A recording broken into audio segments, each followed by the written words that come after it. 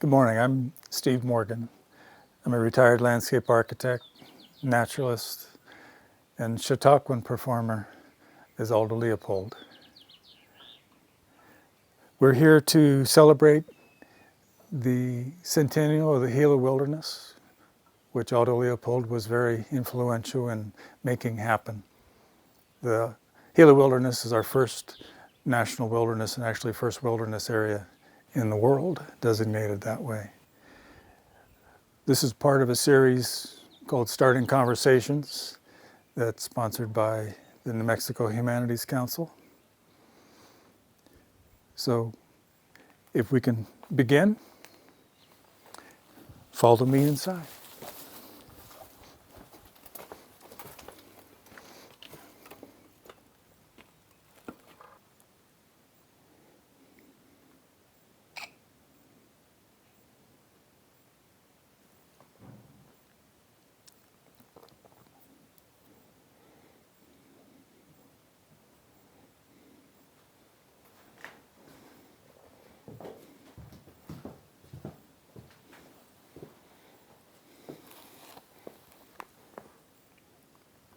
Good morning. My name's Aldo Leopold. Welcome to the Pitchfork Ranch.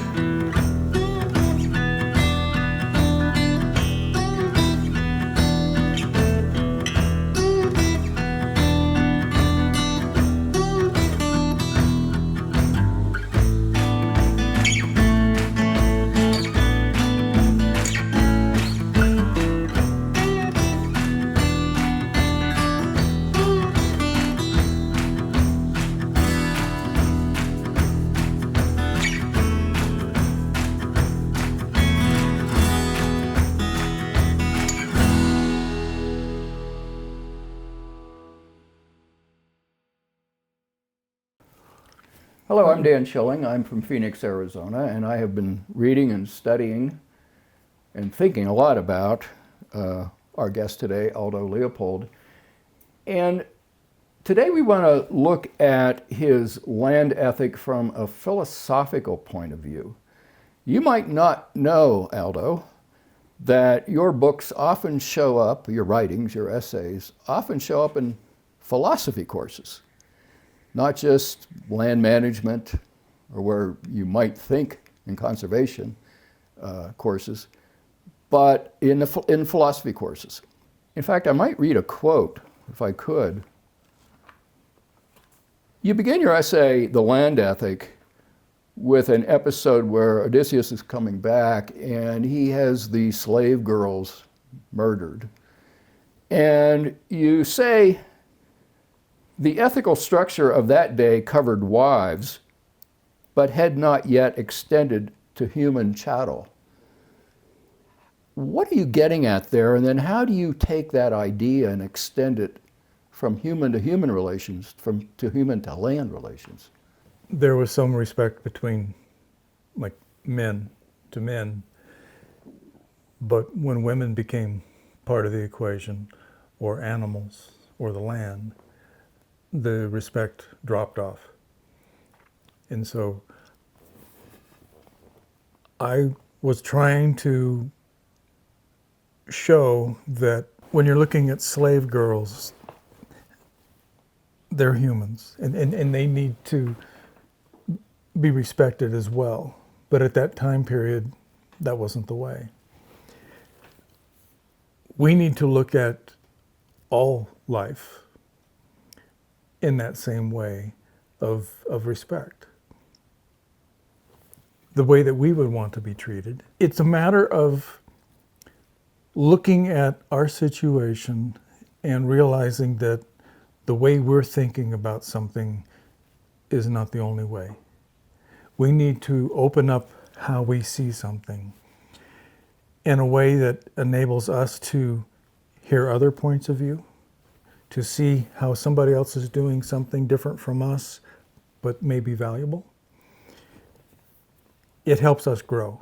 It helps us become better people, better stewards of the land, better stewards of our communities. To me, that story always struck me as something that was rather hard to understand that at one point in our history that, we had looked at slave girls as being something just to cast off if you wanted to. But in reality, we still have many aspects of that same type of thinking in our way of life today. And I don't think we've changed in a lot of those ways. And that's something that I really think we need to change. It's our ethical behavior, which is respect for other people and other things. That was what I was trying to put across, I think, with quoting that, in that they are important. And all those pieces are important. And we need to honor that. We need to respect that. Mm-hmm. It seems like what you're getting at there is that our respect is an evolutionary thing in a way. I mean, in the beginning, we did not have respect for these girls, these slave girls. We did not see them as humans. We did not see them as having rights. Just like in your day, a lot of people did not see the land as having rights. I think we just need to be aware of that and to bring that into the forefront of our thinking, so we can start dealing with our society a little differently. And the bottom line of that to me is respect. You probably don't know, but what you're getting at here is this almost this evolution of rights in a way, that extending rights to women and land and whatever, animals, etc. There was a famous essay written in philosophy classes, studied in philosophy classes, called "Does a Tree Have Rights?" And that's when was this? This was written in the 80s. The 1980s. 1980s. Does a tree have rights? It became a famous essay in philosophy classes, along with Tragedy of the Commons and similar essays like that. They were getting at the same thing you are. I'm going to read just a passage or two from your essay and ask you to, expand on this. You say the land ethic simply enlarges the boundaries of the community to include soils, waters, plants, and animals, or collectively the land. So you're getting at that idea of expanding the boundaries of rights, aren't you? I am. Most of our society thinks of the rights of humans as being the ultimate. That's what we need to be concerned with. What I'm trying to describe as the land community is that we're all part of this. We're all riding this globe at the same time, and we need to be paying attention to what others are doing. If we are not paying attention to what others are thinking, if we're not paying attention to the effects that our way of living is having on the land, because we don't respect the waters, we don't respect the soils or the plants or the animals, things are going to fall apart. And I feel like they have in a lot of ways because we have not. And so it's that changing to where we actually have an ethical way of being. And that means paying attention to our impact on the life around us. Mm-hmm. Here's another quote from that same essay. You say, in short, a land ethic changes the role of Homo sapiens from conqueror of the land community to plain member and citizen of it. A lot of the people that I deal with, particularly academics, I would have to think of them as being rather pompous because we tend to think that we are the best. We know more. We know how to do things that other life does not. And that's not true in any way. There are so many things that we can't even become close to accomplishing as well as a lot of other life forms. Even plants do many things that we don't know how to do. We're not capable of doing. It's giving that respect to the other life forms, so we can actually be a community, so we can actually work well together. Another characteristic of your community, and you use this phrase a lot, or these words a lot, is the complexity of the natural community. And it seems to me that the complexity, the fact that we really don't understand everything, breeds in you humility.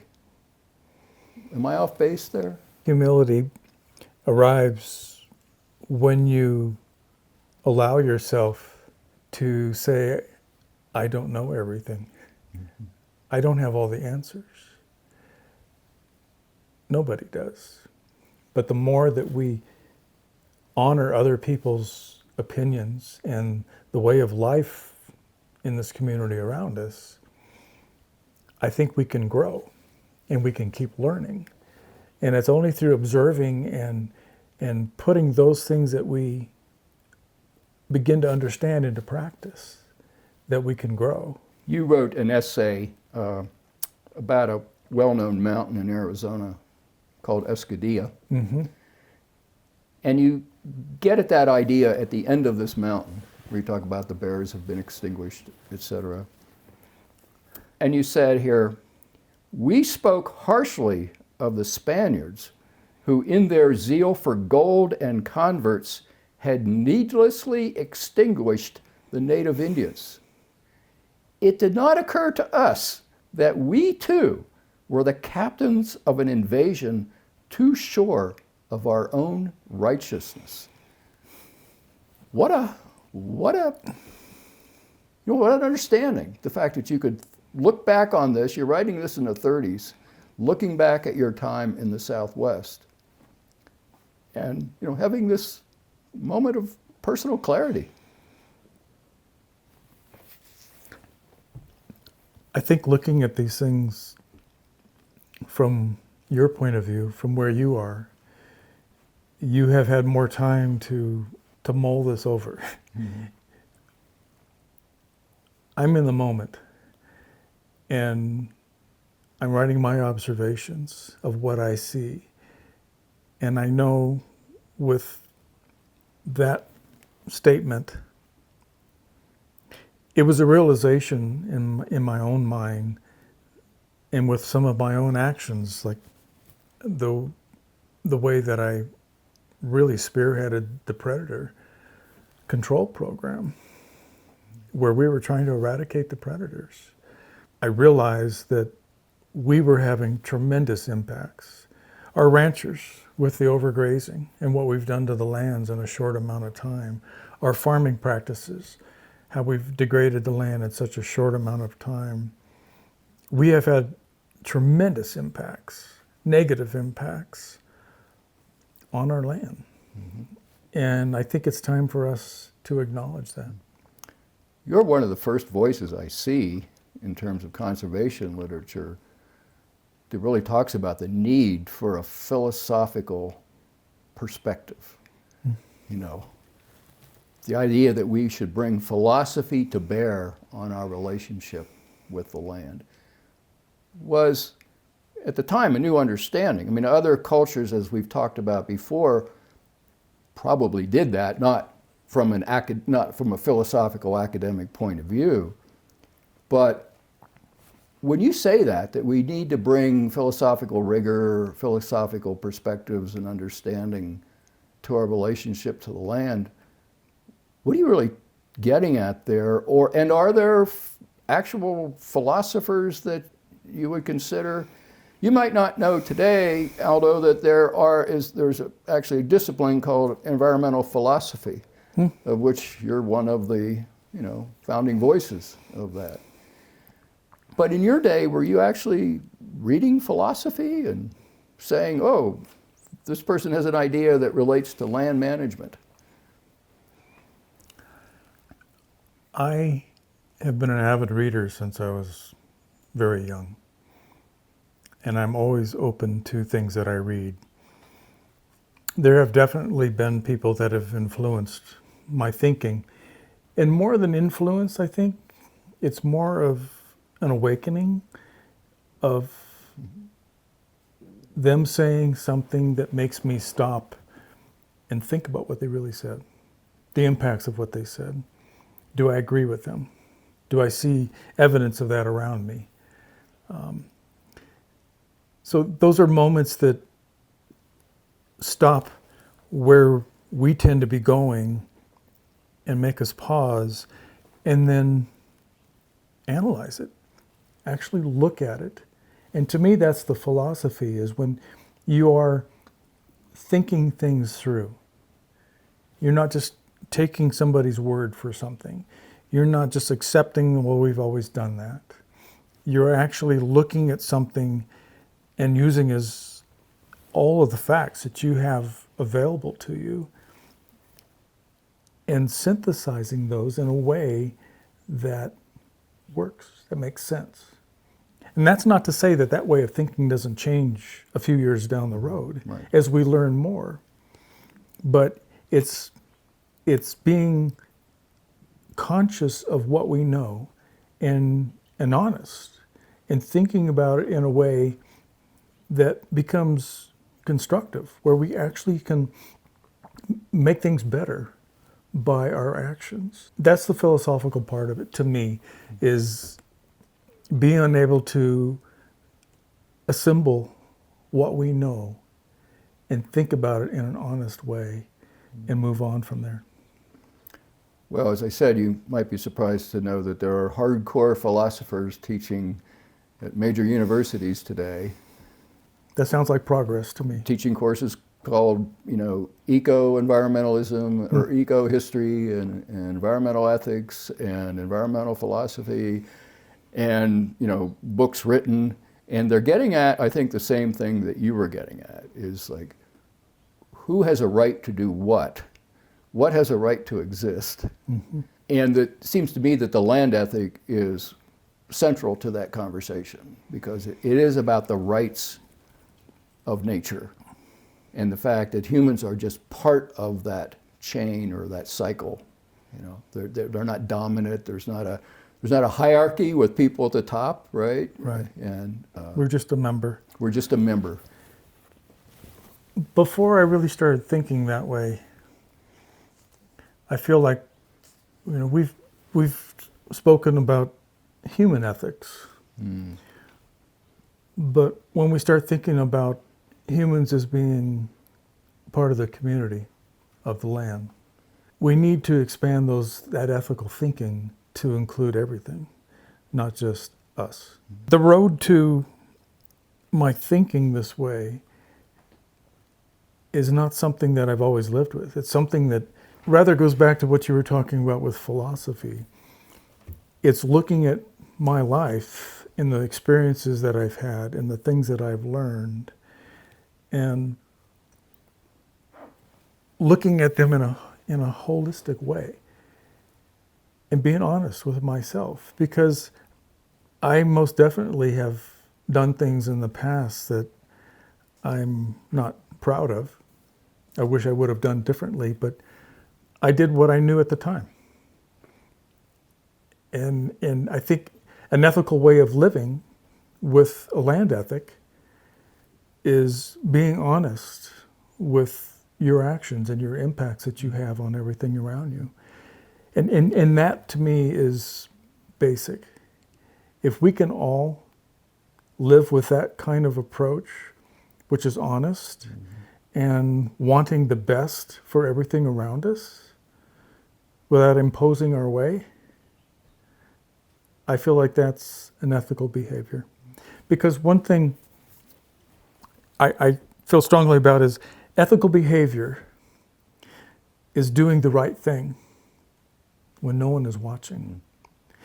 Even when doing the wrong thing is legal. You end up as a professor at the University of Wisconsin. 1933, I think I started. And education is really central to your whole life. Mm-hmm. You educate your children, you educate your students, you educate the public with your talks and your radio programs and your essays, etc.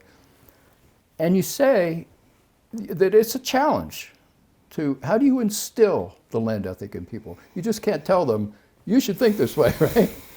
And you say here in your essay, no important change in ethics was ever accomplished without an internal change in our intellectual emphases, loyalties, affections, and convictions. And then you go on to say, the proof that conservation has not yet touched these foundations of conduct lies in the fact that philosophy and religion have not yet heard of it. So it seems to me that you think that philosophy is a way to cement an ethical understanding among the public. I mean, how do they adopt a land ethic? And is it through philosophy? Is it thinking philosophically that'll help us get to that place? See, I feel philosophy is a big word. If we think about it more of being honest with how we approach each day, if you're being honest in your actions, if you are feeling compassionate towards other life, if you honor what others are doing, be they plants or animals, that leads to harmony. That leads to something that works well. There are always bumps, but if you stay honest with your approach, you're not going to, as we used to say, pull the wool over your eyes. You're not allowed to when you're living in an ethical way, because you are confronting yourself when you're not being honest.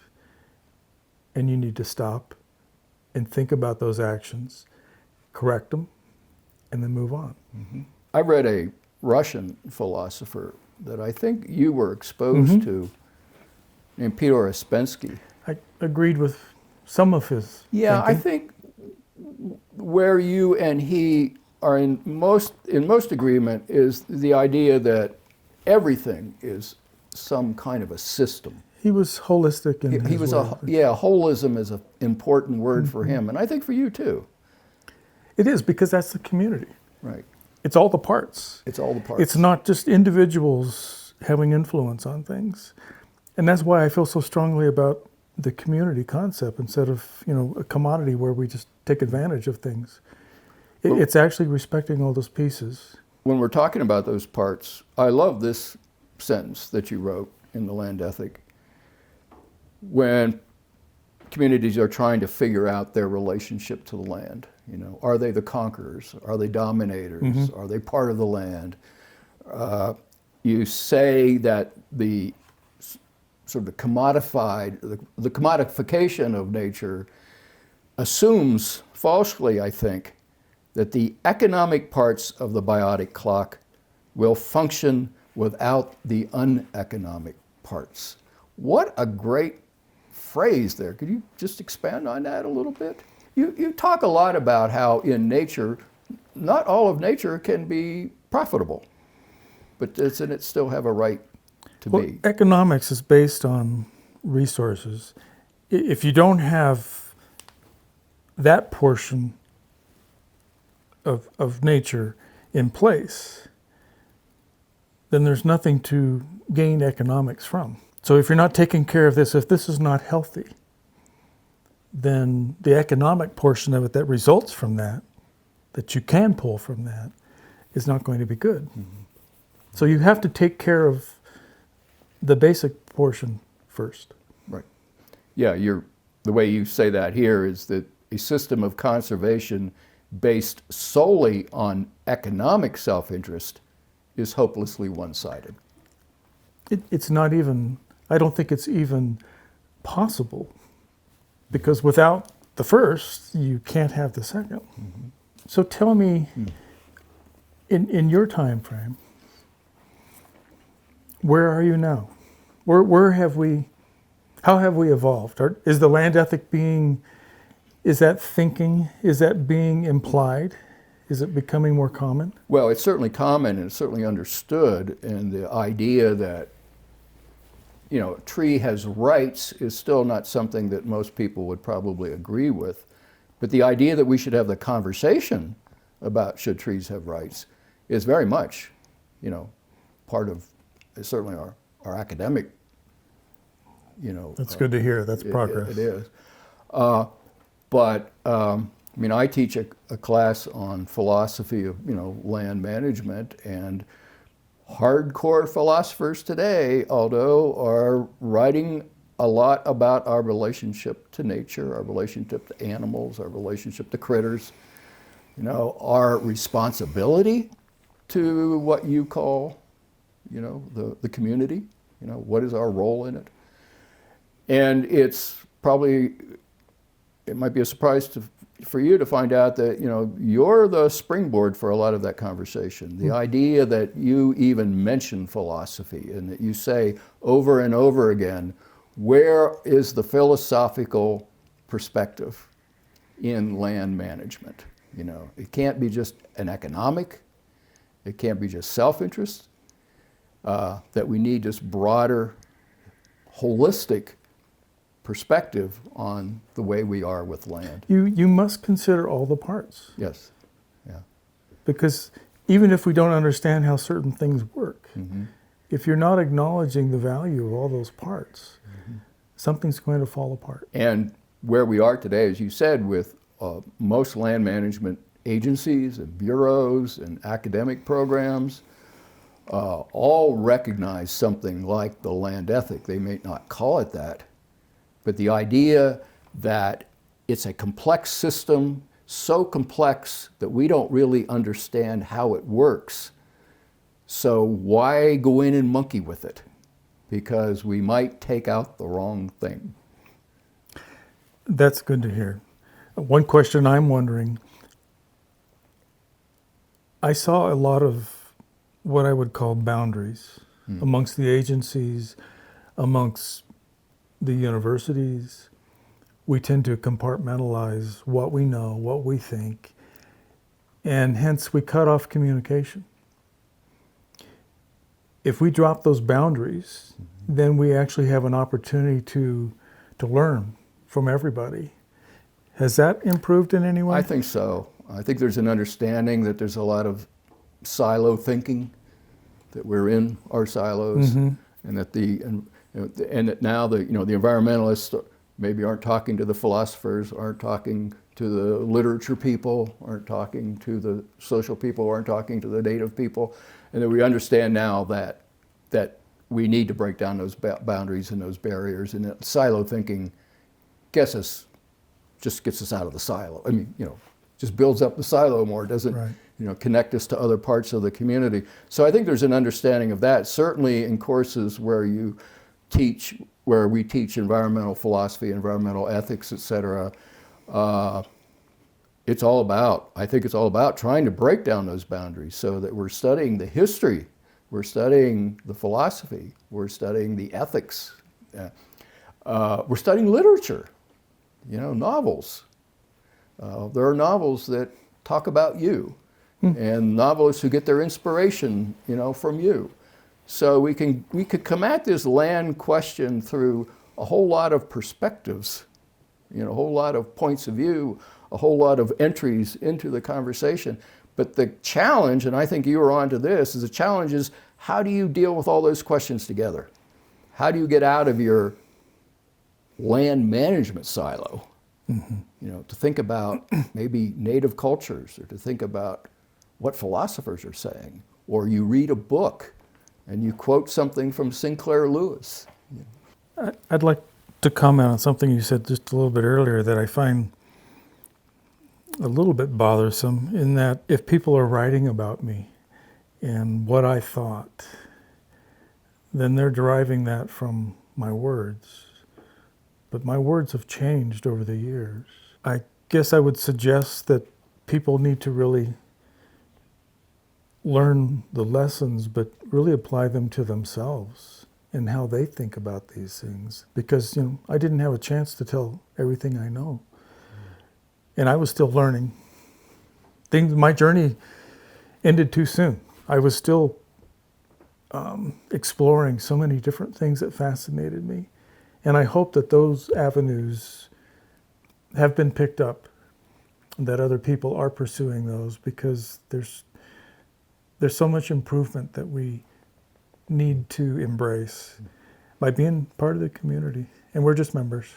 Well, the advantage we do have is that we can look back at your words, 60, 70, 80 years on, and we can see sort of the evolution of your thinking. And you perhaps didn't know it at the time, but we can see sort of contiguous events that happened that might have helped you understand something more. Like when you were at the Rio Gavilan the same time the Dust Bowls happened, and after the Germany trip, and these things sort of all coalesce inside of you, and you learn from these experiences, and you keep growing. Let's get back to, how do we inculcate a land ethic in our community, in our public?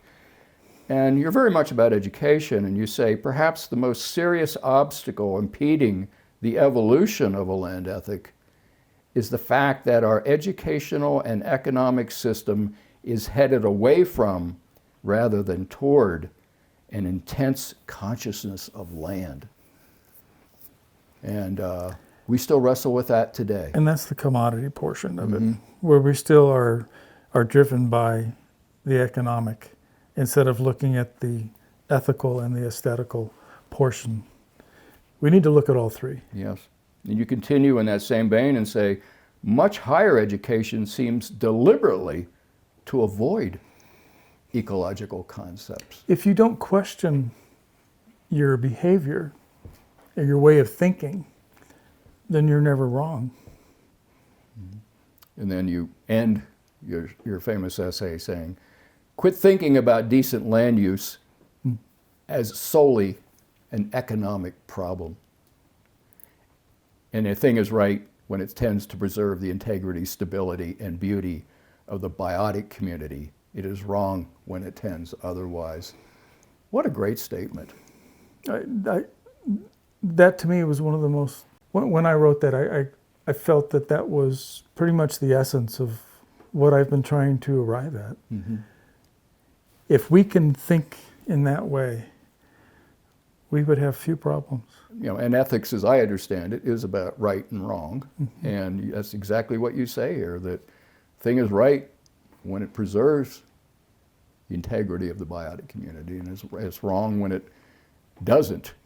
And that the evolution of a land ethic is an intellectual as well as an emotional process, you say. So it's not just about learning and books. I would define the word wisdom as being a combination of knowledge. You need to have a library of knowledge that you can pull from. But coupled with that knowledge comes experience. If you have knowledge and you've never been outside of your room, you're not wise.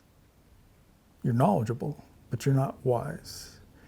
It's taking your knowledge and applying that into your experiences and growing with that. That's how you become wise. And it seems to me that the land ethic is much more than just a tool, I guess, to save nature. I mean, you talk about it as... It should be ever growing. It should never be static. It's something that's always going to be changing as we learn more. And it's an element of the common good, in a way, that you can apply the land ethic everywhere. It's honesty and respect. Well, thank you, Aldo, for being our guest today in this conversation about the land ethic and its relationship to contemporary environmental philosophy, of which your essay, kicked off that discipline. It's one of the most central essays that we study today, so we appreciate your voice. And thank you for bringing me up to date.